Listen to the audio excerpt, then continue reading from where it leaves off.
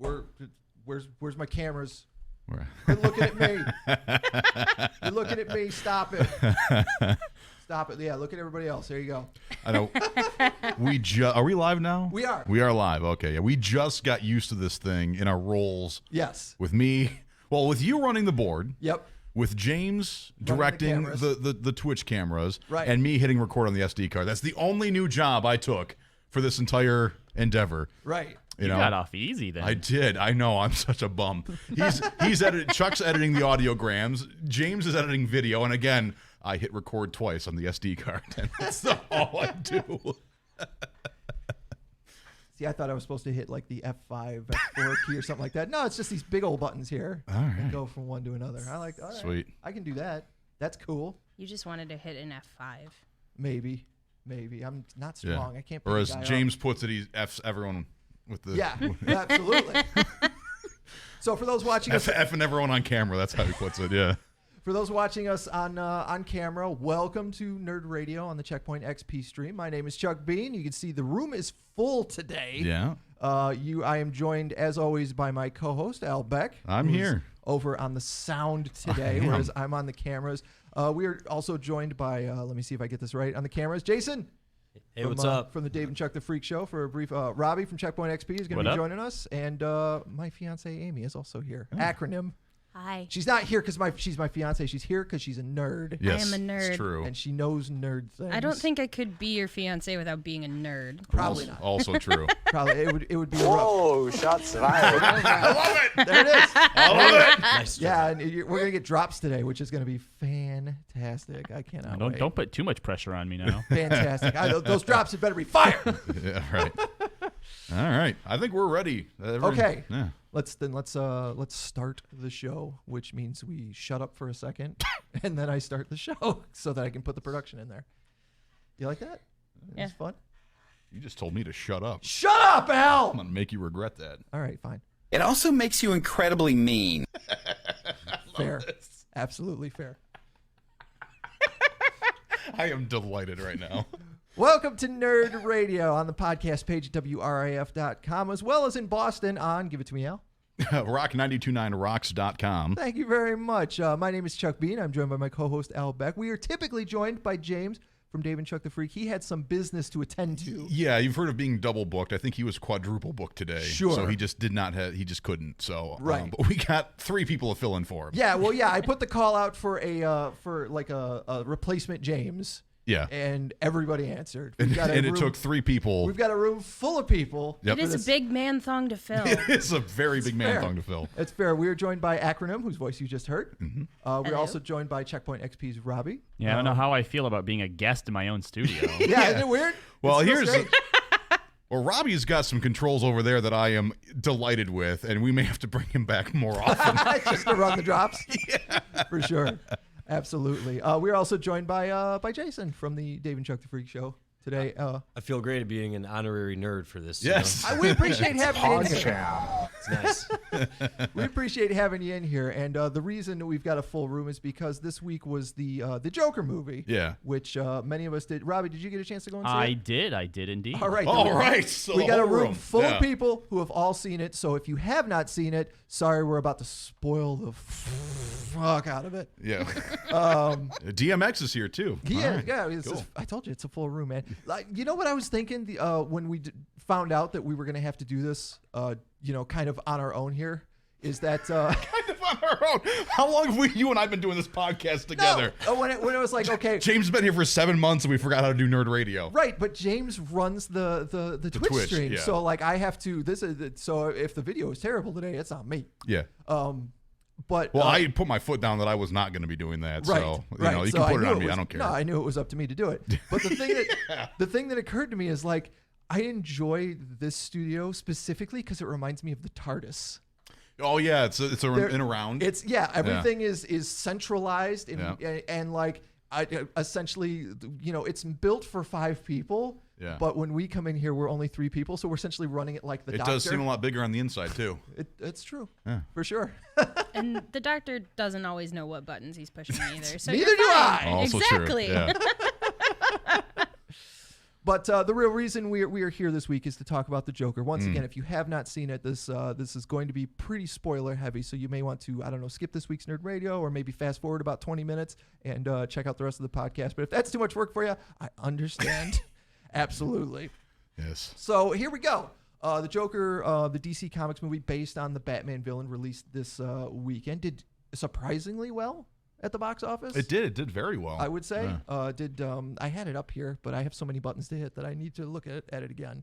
Let's go around the table though. Let's. What did everybody? You went and saw it, Al, on Saturday night. Saturday. Yeah.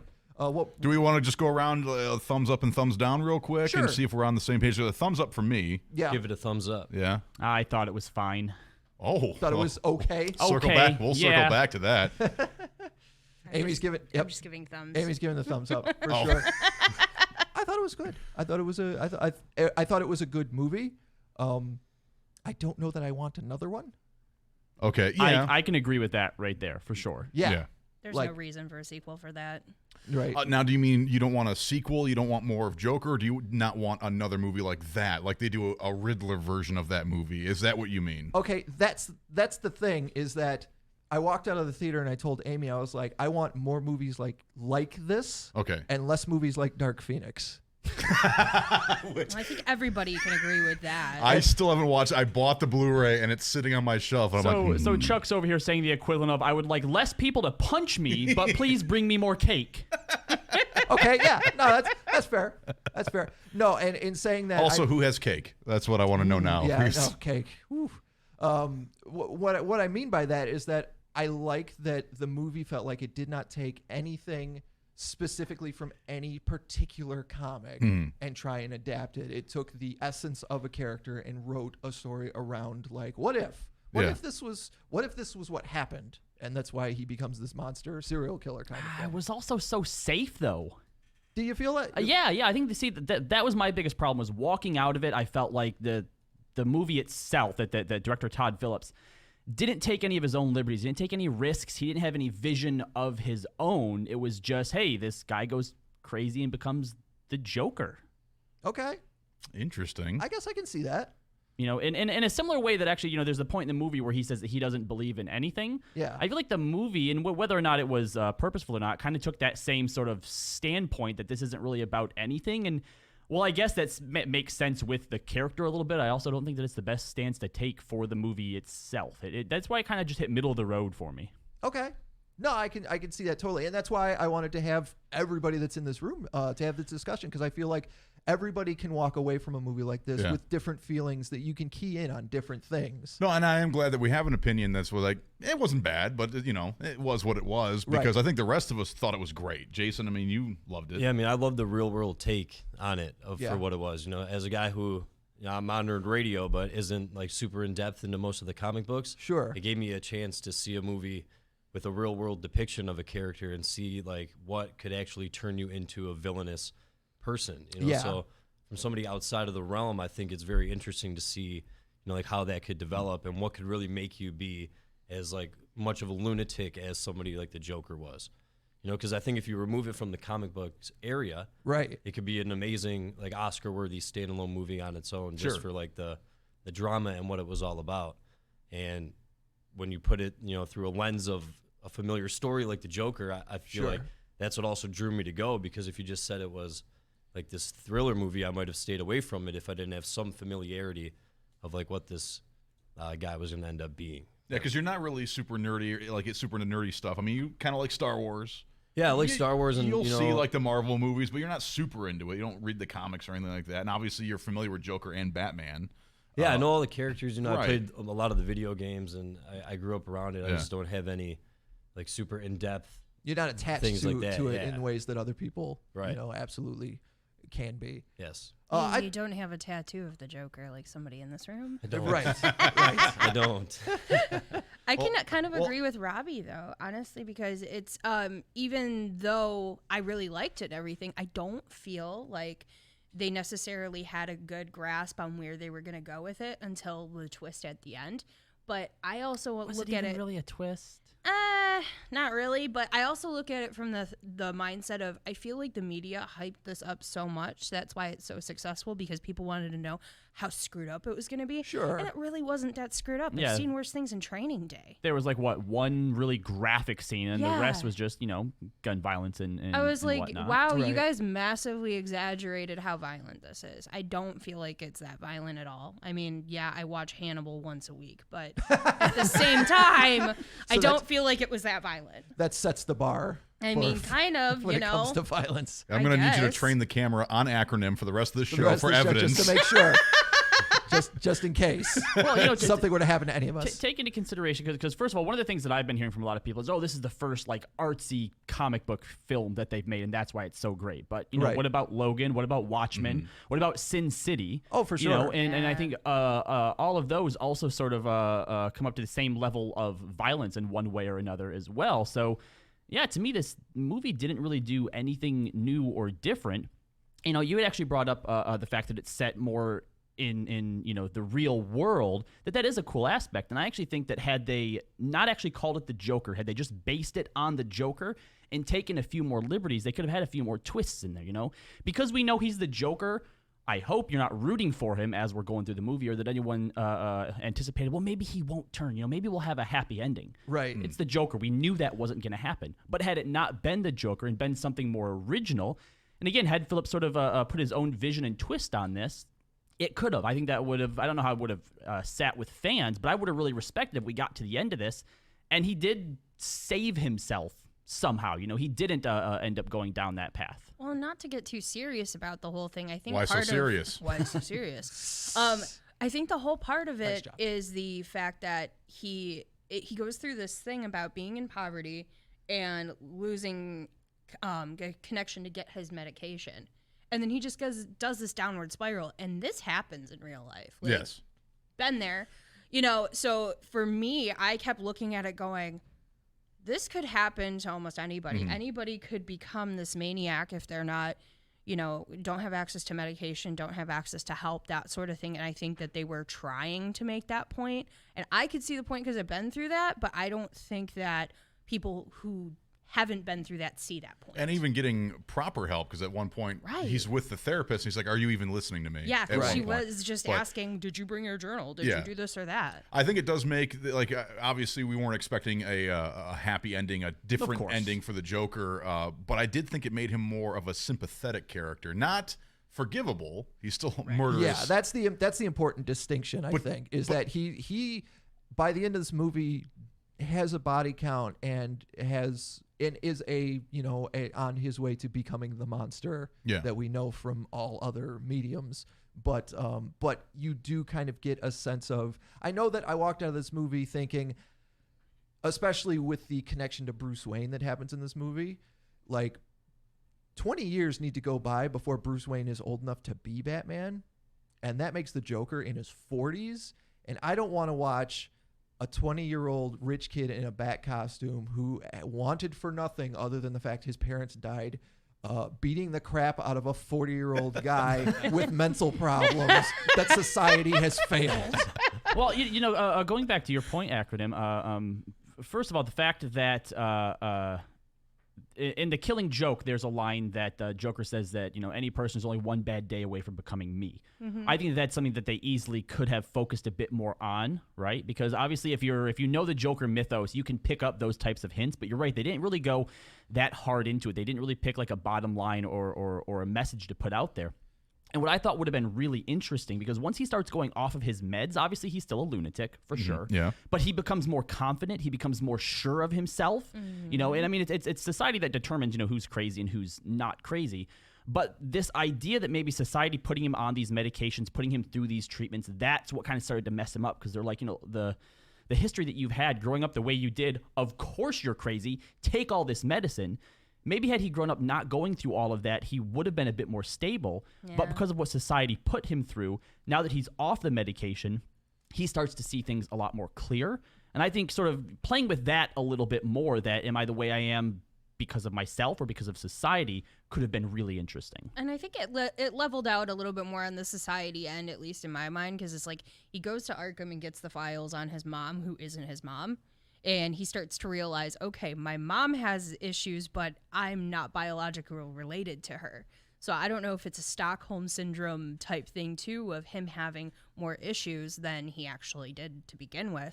Right, But he was abused as a child. They said that they found him like tied up to a radiator, which he has completely blocked out. That's exactly, you know, sitting down in his psyche somewhere. And I think that they could have left out all notion of Zazie Beetz. That didn't need to happen. If they took that out and they put more substance to bring him to the point that he's at, I feel like it would have made a little bit more sense, but there was no need for the relationship. When I had angle. first heard that there was like a girlfriend figure, I'm like, what? Doesn't make any sense for the Joker at all. I feel like they might have put that in there just to dispel the incel comments that got made. Like maybe that was an afterthought, because I didn't pull an incel thing from this at all. I felt like it was like low income and mental health. I wish I could clearly remember, but there is something in one of his lines that feels like it was pulled right off the internet, like right off something I've seen some incel say on Twitter or something like that. And I was like, but then he says, you know, there's a lot of the whole like, you know, anti, you know, rich people going on in there too, and that's I felt a lot more eat the rich than anything. And that's obviously from like the other political end of the spectrum kind of thing. I told you when we got done, I felt like I was being told things that politically I have agreed with in the past, but I was being told them by somebody I do not like at all. Sure. Yeah. And it's weird too, because it's like he ends up with that still of him with the mirror where it says put on a happy face, and he says like we're always told that we need to be happy and be nice to people and all this other stuff, but everybody is total shitbags to each other. Right. Sorry. Thanks, DMX. He covered it up. Yeah. Exactly. But I felt like this movie was kind of a reflection in that aspect of we're seeing what society is really like through the eyes of somebody that is as low as possible, and we don't really like to be reminded that we're assholes. Animals! They're all just animals! Right. And that right there is why Robbie's going to have to join us every single week from now on. I love it. What did every we just signed him up. We didn't. He didn't. Has not agreed. He's agreed to nothing. You've but been we're drafted. Yes, in your own he's studio. being expected. We'll talk about payment later. All right. Yeah, well, I'll pay you half what I'm making to do this. Here's a hint: 0 times 0. Yeah, exactly. Yeah. What about the performance though of Joaquin Phoenix? I will say that is the one part of the film that definitely stands above the rest, regardless of what I think about it. Joaquin Phoenix as Arthur Fleck as the Joker was incredible. I agree with that. Jason, how'd you feel? Yeah, I about mean, it? I think him in that role is a big part of what made the movie so good for me.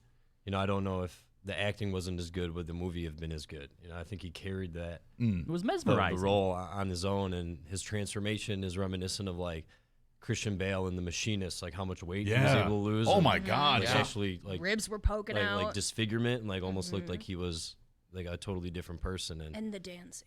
Yeah, dancing was it's. I mean, it's mesmerizing. It was fascinating. I can see too where he has said in interviews that like that's not a headspace he really wants to revisit. Like after seeing the movie itself, I can see where like, yeah, I would be proud of the work I did, but I don't know that I'd ever want to go back to it. Well, we were kind of talking about that, Jason, about some of the stories about him walking off set, you know, and then watching the movie and kind of be like, oh my God, like this guy had to put himself in the mindset he would have had to put himself in to be this character. Well, right. They had a segment of him like that they showed on, I don't know if it was Kimmel or Fallon, but it was him like saying bad things about the cinematographer in character to try to like amp himself up. And when they played it, they didn't prepare him for it, that they were going to play it. So he kind of got that whole thing that he got from the talk show host in the movie. Sure. They did the same thing to him in real life. And he was like, can we move on, please? Like, yeah, I don't like, wanna... I can't deal with that. And that's something to be said of like, at least I loved Heath Ledger's version of the Joker, but it would be interesting to see if Joaquin goes off the deep end again, because he's done it before. Yeah. But if you can come out of being a method actor playing the Joker and not being messed up, I wonder if that's something you could do, because Jared Leto's already messed up. Well, yeah, I wouldn't be surprised if he has to have therapy for stuff like that. Michael B. Jordan, in order to get out of the mindset of playing Killmonger in Black Panther, had mentioned that he had to go to therapy to help remove himself from that as well. And Josh Brolin came to the defense of Joaquin Phoenix too on Instagram. He wrote like a whole big thing about the movie and was just saying that he did an amazing job, but like this is the mindset that you have to be in to see it. Is that if you have gone through some trauma, you probably get it more so. Oh, it's not just flipping a switch for sure. No, not at all. He's gonna need to change his laugh also, because he can't just be going around laughing that way. Like you get so used to like, you gotta like make sure you. They're gonna hear you in your Jew cave just cackling. Yeah, it's on the point about Joaquin Phoenix carrying it, though, I feel like that's a trend for a lot of Todd Phillips movies.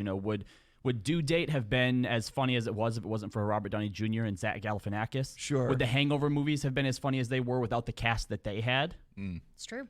Yeah, for sure. While we're speaking about the laugh, how did everybody feel about the character having like a Tourette's that caused him to laugh at inappropriate times? Because that could have come off really kind of dopey, but I felt like the pain on his face when it would occur. Well. Yeah, I thought it was handled well. I felt like, oh wow, that's a terrible burden. It got worse and worse as time went on too. At first it was like he looked like he was fine, but then as time went on, like with the guys in the subway, he was like, you could tell he was trying to rein it in and he couldn't, and then he just kind of lost it. He looked like it was physically painful that he was laughing and could not stop himself from doing so. But what I like about it is at the end, it almost seemed that he let it go and became okay with his laugh, because he realized that his mom had been telling him that there was something wrong with him, like that he wasn't supposed to feel that way. Right. That's why laughing was uncomfortable. Right. But once he sort of moved past that and saw that like he was becoming the Joker almost and was being like welcomed by that whole crowd, like after being on the police car, that I think it set up a good way to be like, well, maybe he's not comfortable. Like it just makes him more of the villain, that he's comfortable with like like his uncomfortable feelings are okay with him now, because he believes like that there's nothing wrong with the way he's feeling. He has that line where he says, I always thought that my life was a tragedy. So that when he would laugh, he's being told that you're laughing at something you should be sad about. Right. But once he says it's a comedy, he realizes I'm laughing not because stuff's sad or I shouldn't be. It's because it's funny. Right. I'm laughing because it's funny. You did mention like you kind of compared it to like an involuntary Tourette's almost. Right.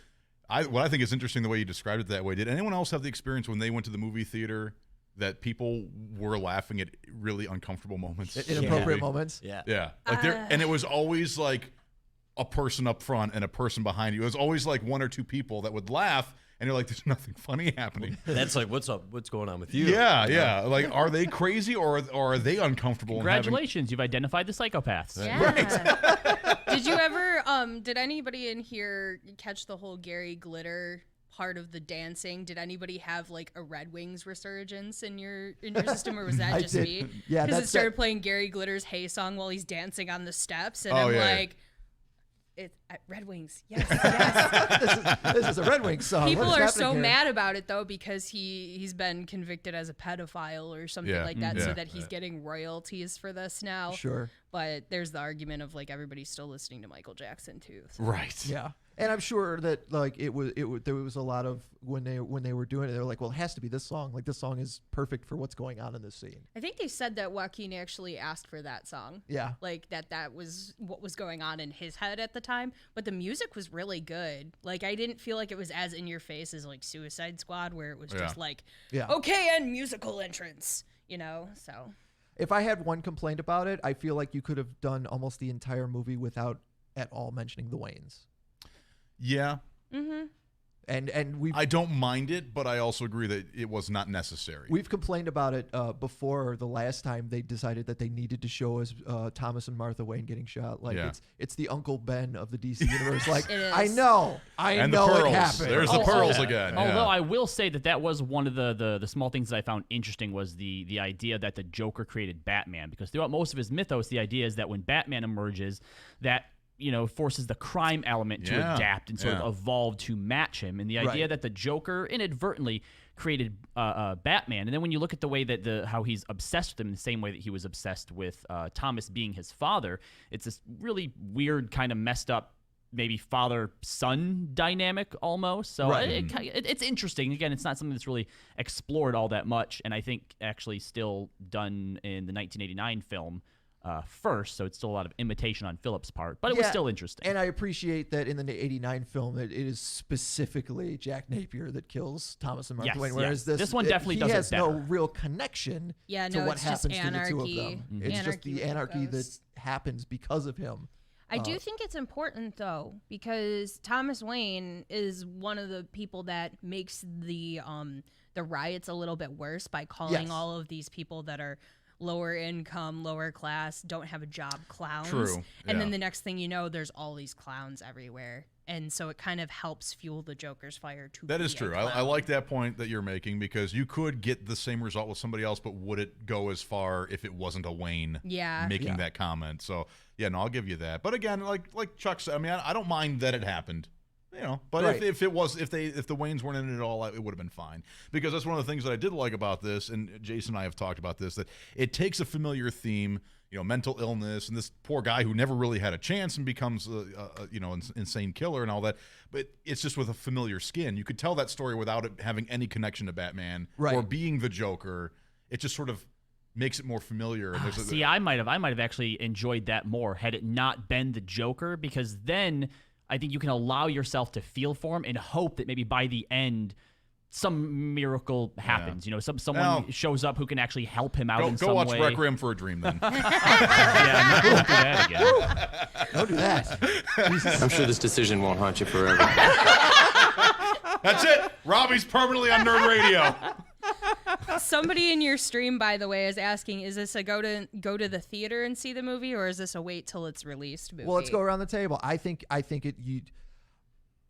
I have to admit that I did sit in that theater a little bit fearful that possibly somebody who has mental illness might be identifying too strongly with this movie and sitting there with a firearm, just waiting for their moment. There was I forget which state it was in, but there was a theater where someone had walked in with a backpack and went up in front of the screen and just stood there surveying the audience long enough to where everyone just started leaving themselves. Yeah. I'm out. I don't care. I don't care if tickets were $15 goddamn. I'm out. There were some people there was a scandal of someone put up a sign at an AMC pretending that you could only go in if you had a couple. That you weren't in. Oh, the arc light systems or whatnot sign. Yeah, basically saying any white males, unless you can prove that you've recently had sex in the last year, you're not allowed to enter. Yeah. Oh, Jesus. And then it ended up finding out the guy that was trying to throw them under the bus was the one that put up the sign. Oh my God. But Al, what do you think? I say go to the theater. Go to the theater and see it. Jesus. I mean, I don't know. All those stories are obviously very rare. The ones that we just talked about, they are going to make news. Yep. Mostly because of the shooting that took place during the Dark Knight, and that's a lot of where all that came from. But I say that's so rare that's hardly even a risk. Yeah. Well, if it comes down to it, not to interrupt you, but people were literally saying don't go see Dark Knight Rises for that reason, right? Because that you could get shot, and I'm like, you can get shot anywhere. You can get shot anywhere, anytime. That. And like I mentioned before, the people kind of laughing at inappropriate moments. There was something about the atmosphere in the theater that added something to it. Mm-hmm. It's like seeing a comedy that's funnier when you see it with other people, right, or by yourself. So I mean, if you wait till it's out on DVD, Blu-ray, on demand, whatever, I mean, it's still going to be good. It's still going to be good, but if you have the time to go to the theater, I mean, I would say that there's an atmosphere to it that'll add to it. What about you, Jason? Where do you fall? I think you should go to the theater. There's some movies that being in on the big screen, as they say, that really add to what the movie was. Right. I feel like my review would have been lessened if I was just watching it at home versus being in that environment and that atmosphere, like Al was saying. And if you do watch it at home, just make sure it's under the right guise. When I watched Chernobyl, I did it during the day. Okay. And I felt weird with the shades drawn. It's this really dark movie that I'm watching. Then I'm thinking of taking inventory of myself. Maybe I should open the blinds.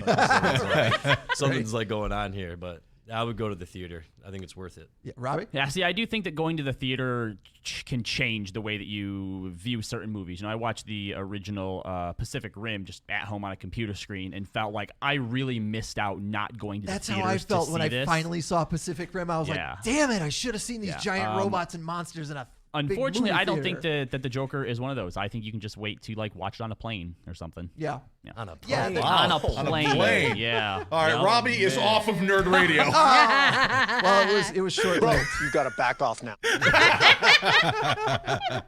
Amy, did you give an answer? Did you? I've given many answers. I apologize. I'm very overpassionate. Is it a theater movie or theater movie? I definitely would say it's a theater movie, even though I did feel that same thing with, like you were saying, like you're kind of worried. Like at one point I heard somebody like make a noise and I kind of tensed up. Yeah. But at the same time, it's, I think that hearing it as loudly as you can, as around you as you can immerse yourself in any story. So a lot of the time I agree with theater over even watching it at home for the first time. Yeah. So. Yeah. And I think it adds to the uncomfortableness of the movie too, being in public with other people who are also very uncomfortable. Yeah. The ones that want to, punch Sarah Connor for the previews, or the ones that are snoring. Yeah, well, that's what I was going to say.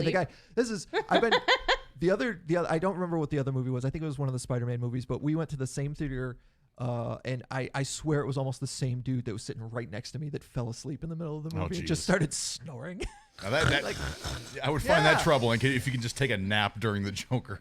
Right. Well, but then again, speaking of laughing at inappropriate moments, if James were here, he would let you know that I laugh at inappropriate moments myself. So. Well, that's true. That is true.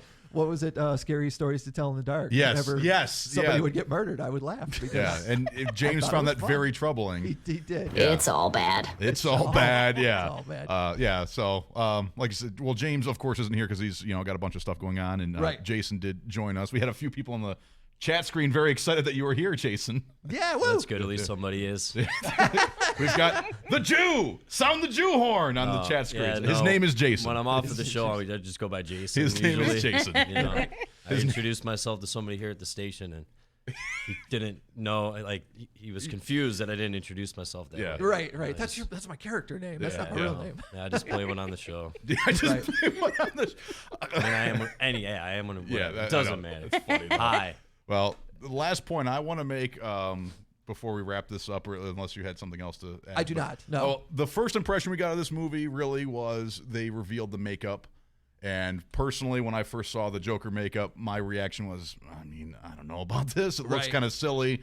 Awkward. Pretty much. And I've really felt like, you know what, I'm putting some faith in Joaquin Phoenix because I'm such a big fan of his. Sure. But I'll tell you, after seeing the movie and seeing the character's path, I love the makeup. And I thought it fit the movie and the tone that they set and the fact that he sort of changes the makeup at the end. I love that the suit he is wearing at the end of the movie is almost exactly the suit of the action figure from like 1989, the one that they made for the movie, the Tim Burton Batman movie that looked nothing like Jack Nicholson but looked like comic book Joker. Like it's the exact suit. Yeah. There's actually another interesting quote by Todd Phillips after the opening weekend here where he said that this particular story isn't even necessarily the Joker. He didn't put much stock in that, which again I think is more of him just middling and not making a decision. Right. But he also put out the idea that maybe these events are what actually end up inspiring who becomes the real Joker. For sure. Yeah, and that's the ambiguity of the character is probably one of my favorite things when it comes to that particular Batman villain is the idea, like when you watch The Dark Knight and he has all of these stories and you don't know which of them are any of them true? Which is the same thing that they always do in the comics. Even when they finally gave him like an actual, this is his origin story. Right. At the end of it, he goes, but every time I remember it, it's different. Yeah. Well, in that Harley comic that you brought home too. Right. He's telling all these different therapists a different story, and Harlene's going through every video going like, this guy doesn't have an origin story. He just tells a different story every time. Yeah. When she talks to him about one of them, he's like, "Oh, I love that one. It's so good." Yeah. Well, thank you, Jason, for coming in. I know problem. you've got some stuff to get to, and we're gonna continue with some Nerd Radio here in just a moment. So stick with us.